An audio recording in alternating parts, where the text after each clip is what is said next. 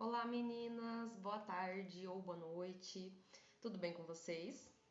Bem, como prometido semana passada, montei uma aulinha breve aqui de corrente russa para a gente fixar esse entendimento sobre essa terapia, né, sobre essa eletroterapia, o que ela pode fazer por nós, né? Então, a gente sempre tem que lembrar de onde veio, né, saber de onde veio para a gente conseguir entender o porquê das coisas. Então, a corrente russa ela foi criada na década de 70 por um pesquisador russo chamado Yakov Kots. Por isso que ela é chamada de corrente russa, porque o cara que descobriu ela é um russo, tá? Ela demonstrou um aumento da força muscular entre 30% a 40% nos pacientes em que foi utilizada. Em 1977, né, 27 anos depois, ela foi utilizada pela equipe olímpica russa. Então, você vê que ela já começou a ter uma utilização mais ampla. Em 1980, ela começou a ser utilizada para fortalecimento muscular de astronautas que ficavam muito tempo no espaço e apresentavam a perda dessa massa muscular, porque lá no espaço, como não tem a gravidade, não tem como você, digamos assim, você exercitar, tanto que você vê em filmes, né? O pessoal voandinho lá e tal, então acaba ficando com essa deficiência de mobilidade. Então a corrente russa ajudou nisso. E como funciona? A corrente russa ela tem uma frequência de 2.500 Hz e serve apenas para enganar o nosso organismo. Pois o que acontece com a corrente russa é que a frequência é modulada em um modo conhecido como burst. Lembro que eu expliquei para vocês no quadro, deixa eu me arrumar aqui. Eu expliquei para vocês no quadro como que era esse burst e como que é essa frequência, mas vamos relembrar isso daqui. Cada burst vai ser modulado de acordo com o tipo de fibra que se deseja estimular, branca ou vermelha. Temos as fibras brancas e as fibras vermelhas, fásicas e tônicas, certo? Tá.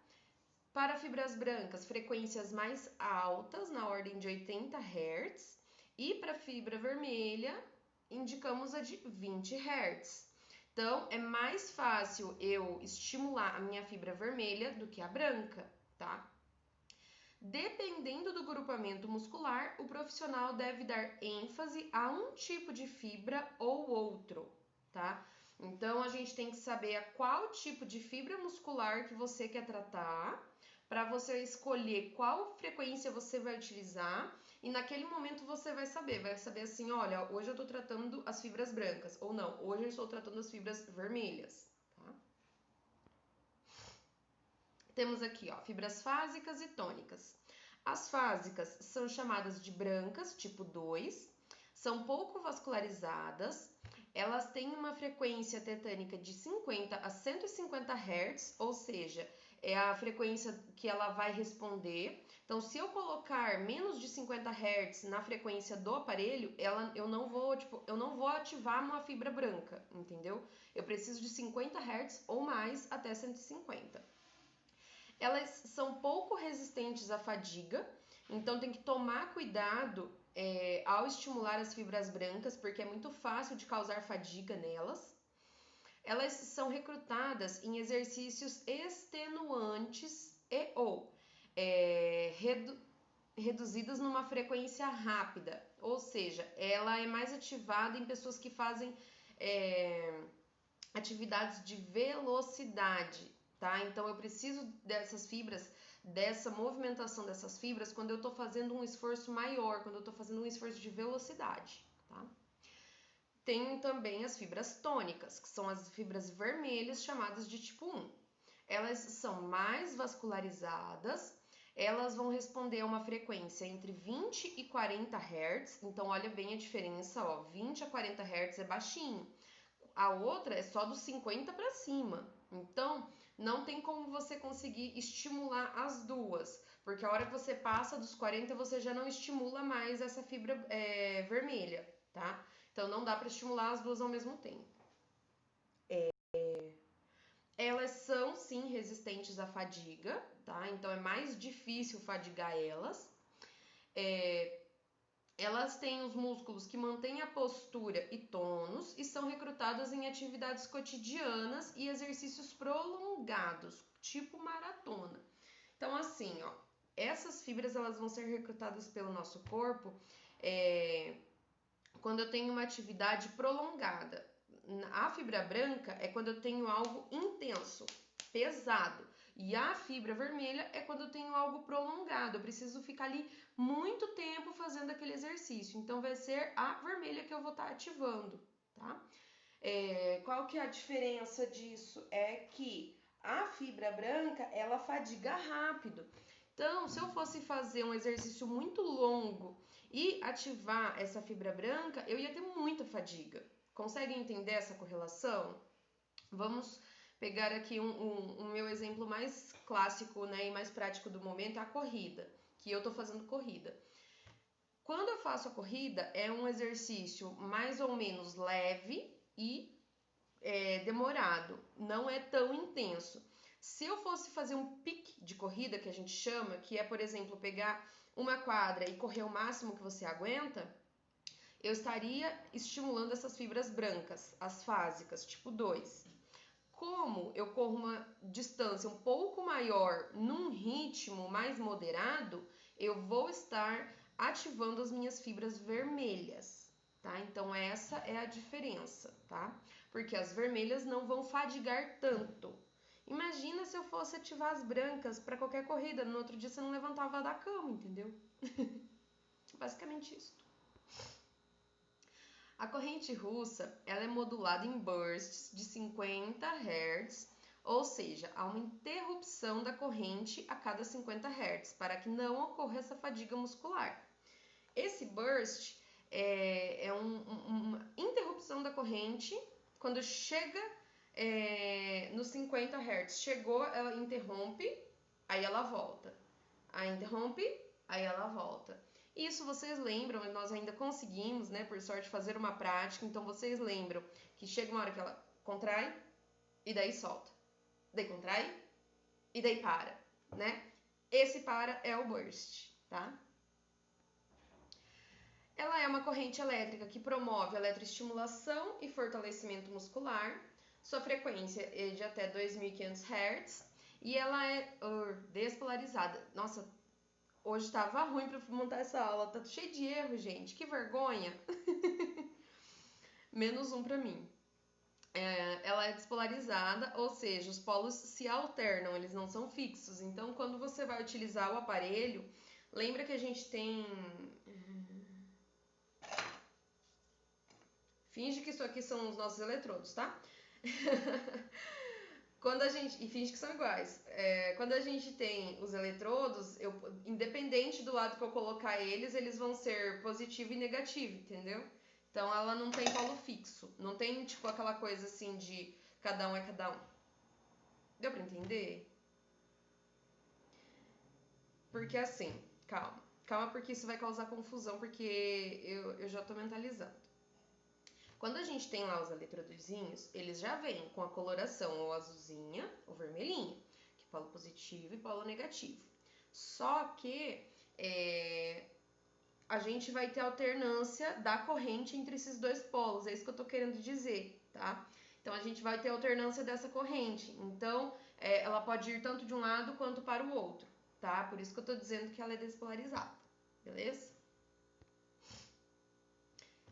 Locais que nós podemos aplicar essa corrente: no abdômen, no glúteo, na perna, no anterior e no posterior de perna, de coxa, interno de coxa, bíceps, tríceps, peitoral e na face também, tá? Na face é um pouquinho diferente a aplicação, óbvio, né? Intensidades bem diferentes, mas eu imagino que vocês vejam isso na parte de facial. De resto, todo grupamento muscular grande do nosso corpo a gente pode estar aplicando essa corrente russa. Tá? Ela é indicada principalmente para flacidez muscular, né? Então, ó, vamos lembrar desse conceito para ficar bem grudado na nossa cabeça. Nós temos dois tipos de flacidez: a flacidez tissular, que é de pele, e a flacidez muscular. A flacidez tissular, que é só de pele, é deficiência de colágeno e elastina. Ela é uma flacidez mais branda. Então, você vai ver essa flacidez, por exemplo, no rosto, quando o rosto da pessoa começa a cair, ou quando a pessoa emagrece, que daí, por exemplo, o seio cai um pouco, a barriga cai um pouco, você vai vendo, assim, gordurinhas das costas vão fazendo aquela dobrinha. Quando você vê esses casos, geralmente é só uma flacidez de pele. É uma questão de estimular colágeno, estimular elastina, estimular os fibroblastos e fazer crescer novas fibras ali para darem sustentação para essa pele, certo? Quando eu tô falando de musculatura, é muito mais profundo e é uma flacidez muito maior, tá? Então, ai, gente, tô sem piranha aqui. Então, assim, a flacidez muscular, ela é mais difícil de conseguir, digamos assim, de você contrair ela, tá? Ela é mais difícil, só que ela também é mais difícil de tratar, né? Porque você vai precisar desses aparelhos, efetivamente, de exercício físico, de tudo que possa estimular essa musculatura. Vocês se lembram da aula que eu coloquei lá, toda a questão de actina e miosina que está dentro do músculo, que faz a contração? Quando a gente tem a flacidez muscular, é quando essas fibras aqui já não têm mais essa capacidade 100%, certo? Igual os elastiquinhos das nossas máscaras, que ou estica ou tá apertado demais, certo? Mas é basicamente igual mesmo, tá? Então, o que acontece? A flacidez... Ui, deixa eu arrumar aqui. A flacidez muscular é quando esse elastiquinho, que são as nossas fibras, é quando ele já tá gasto, né? Esse meu aqui ainda não tá, mas vamos fingir que tá. É quando ele já tá gasto, já tá molengo, entendeu? Aí o que eu tenho que fazer? Eu utilizo essa corrente russa para fazer essa estimulação aqui. Lá dentro da fibra muscular, lá no meu corpo. Entendeu? Quando vai fazendo isso daqui, vai estimulando as células a produzirem outras fibras, a produzir também mais colágeno lá na fibra muscular, que é mais colágeno além do que a gente tem na pele, tá? Da derme. Então, vai tendo essa estimulação dessas fibras, tá? E é por isso que a gente tem o efeito fisiológico da corrente russa na flacidez, tá? Ela melhora o trofismo muscular, melhora o contorno corporal, porque quando a gente consegue tonificar os nossos músculos, você vai conseguir uma definição maior deles, então você consegue modificar esse contorno corporal, tá? E ela também faz estímulo de drenagem linfática pelo efeito de bombeamento. Então, esse efeito, né, vamos supor que tá fazendo lá nas fibras, ó. Pensa que, tipo, isso aqui é uma fibra muscular, mas em volta dessa fibra muscular tem tecidos, tem meio aquoso, temos linfa, temos tudo aqui, vasos sanguíneos, isso aqui tá lá dentro da tua carne, digamos assim, né? Então tem tudo junto lá. Então quando a gente faz esse estímulo, também estimula a drenagem, porque tá fazendo um bombeamento, ó. Viu? Legal, né? Opa! A corrente russa ativa primeiro as fibras fásicas, porque são mais superficiais, né? A gente viu isso, que primeiro ela estimula as brancas e depois as vermelhas. Estudos mostram que a hipertrofia proporcionada pela aplicação da corrente russa é maior nas fibras do tipo 2, que são as fásicas. Essa hipertrofia seria um estímulo aumentado, tá? Então mostra que essas fibras fásicas são bem responsivas à corrente russa. Tá? Para ativar ambas as fibras, utilizamos a frequência de 50 Hz. Só que, dependendo da fibra fásica, não vai mais responder, tá? Então, eu vou ter em maior parte já uma ativação da fibra branca, da fibra vermelha, e menos ativação da fibra branca, tá? Então, pode ter algumas fibras que vão ser ativadas? Pode, mas não vai ser 100% como as vermelhas, tá? Porque a frequência dela ali já não tá tão legal pra ela, tá? Beleza. Parâmetros, então, pra gente utilizar essa corrente russa. É uma corrente bifásica, certo? Tem duas fases, porque pode pegar uma fibra ou outra. A gente pode utilizar ela no modo contínuo, e esse modo contínuo, ele mesmo contínuo, ele vai ter o burst, tá? Frequência 50 Hz em média. Rise and decay, que é quando vai chegando a onda até dar o aí para, daí para, certo? E a gente tem o tempo on e o tempo off. Isso aqui é importante de gravar, tá? Ó, indivíduos sedentários, o tempo on deve ser igual ao tempo off. Ou o tempo on tem que ser menor do que o tempo off. Por quê? Porque senão eu vou ter uma estimulação muito alta e provavelmente vou causar fadiga muscular nesse paciente. Porque se ele não tem preparo físico nenhum e eu estimular demais essa musculatura, eu posso causar essa fadiga, ele pode ter uma cãibra posterior, né? A aplicação, ele pode ter uma cãibra noturna, pode sentir dor, né, na região, dor muscular. Então, tem que tomar bastante cuidado com isso. E daí tem a opção também para indivíduos treinados, o tempo on igual ao tempo off, e esse tempo pode ser um pouquinho maior, ou o tempo on maior que o tempo off, porque essa fibra já está acostumada a ser estimulada, então eu posso estimular mais ainda para ela se desenvolver mais ainda, entendeu? Ela já vai me responder de uma forma diferente do que fadigando, ela vai me responder trabalhando, tá? Então, nesse caso, eu posso aumentar o tempo on, tá? Meio de acoplamento para fazer esse procedimento. Gel neutro, vocês lembram que nós passamos o gel neutro em todos os eletrodos para colocar em contato com a pele, né? Todos os aparelhos que nós utilizamos, a corrente elétrica, nós precisamos do gel neutro para fazer essa condução da corrente elétrica para os tecidos biológicos, né? Isso daí vocês já sabem de cor e salteado. Número médio de sessões para utilizar a corrente russa, no mínimo 10, sendo que podem ser realizadas até 3 por semana, é como se fosse uma academia, não substitui, mas é como. O tempo de duração na aplicação corporal é de 20 a 30 minutos e no facial de 10 a 15, tá?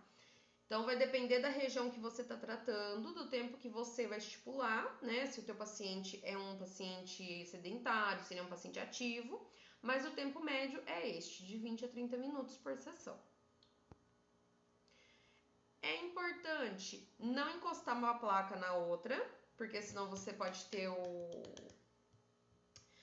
a transmissão da corrente ali, tá? Isso pode danificar o aparelho, os eletrodos.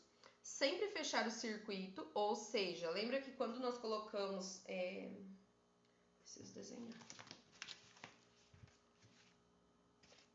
Peraí.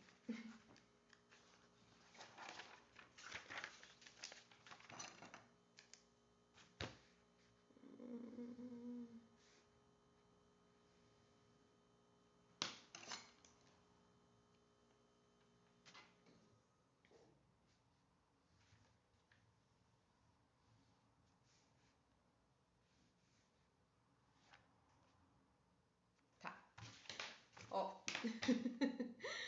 finge que isso daqui é uma perna, é uma coxa, tá? É a coxa de alguém, né? Tá vendo que aqui tem o pezinho, aqui é a perna normal, aqui é a coxa. Lembram-se que nós colocamos... Deixa eu riscar aqui.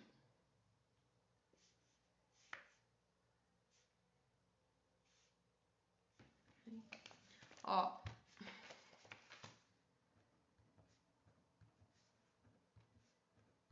Agora ficou bonito. Ó, lembra-se que nós colocamos os eletrodos, tem que colocar no início do músculo e no final do músculo, certo? e eu vou colocar polo negativo, positivo, positivo, negativo, negativo, positivo, porque eu preciso, né, tipo assim, nessa ordem, porque eu preciso da diferencial desses polos para eu conseguir mover essa minha corrente, tá? Então, sempre colocar as placas nesse sentido do músculo aqui, tá? Então, por exemplo, eu não vou colocar para correr essa corrente na horizontal, entendeu? Se a minha corrente está saindo de positivo indo para negativo, eu tenho que fazer eles na vertical e não na horizontal, entenderam? Se não, manda a pergunta que eu tiro a dúvida, tá?